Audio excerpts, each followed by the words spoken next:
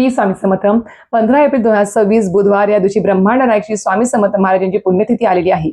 हा जो दिवस आहे तो प्रत्येक सेवेकराला असं वाटतो की हा दिवस येऊच नये, हा दिवस का आला असावा. कारण की हा जो दिवस आहे तो कुठला मोठा उत्साह करण्याचा दिवस नाही आहे किंवा गाजावाजा करण्याचा दिवस नाही आहे. कारण की या दिवशी म्हणजेच 15 एप्रिलला आपली ज्या दिवशी पुण्यतिथी आहे त्या दिवशी आपल्या ब्रह्मांड नायक श्री स्वामी समर्थ महाराज यांनी समाधी घेतली होती. अवतार समाप्त झाला होता त्यांचा. त्याच्यामुळे हा दिवस मोठा गाजावाजा करण्याचा नाही, तर त्यांच्यासाठी एक कृतज्ञता व्यक्त करण्याचा. कारण की ते असताना त्यांनी आपल्या आयुष्याचं सोनं केलं आहे, त्यांनी आपलं भरभरून ज्ञान दिलं आहे, भरभरून आपल्या गोष्टी शिकवल्या आहेत, त्याबद्दल कृतज्ञता व्यक्त करण्याचा हा दिवस असतो. त्यामुळे भलेही तुम्ही श्री गुरुचरित्र ग्रंथाचं वाचन करत आहात, पारायण करत आहात, इतर भरपूर सेवा करत असाल तुम्ही सप्ताहामध्ये, तरी सुद्धा तुम्हाला पुण्यतिथीच्या दिवशी तुम्हाला एक सेवा आवर्जून करायची म्हणजे करायची आहे, ती सर्वांनीच करायची आहे. असं नाही की पारायण करतो तर ही सेवा नाही करायची, नाही, प्रत्येकाने ही सेवा करायची आहे. सोबतच आपल्याला या दिवशी म्हणजे पुण्यतिथी दिवशी सकाळी आपल्याला आपल्या घरामध्ये जे स्वामींचं अधिष्ठान आहे, मूर्तीच्या स्वरूपात असेल किंवा फोटोच्या स्वरूपामध्ये असेल, त्याच्यावर सुद्धा आपल्याला विशिष्ट पद्धतीने अभिषेक सुद्धा करायचा आहे मंत्रस्तोत्र पठण करून.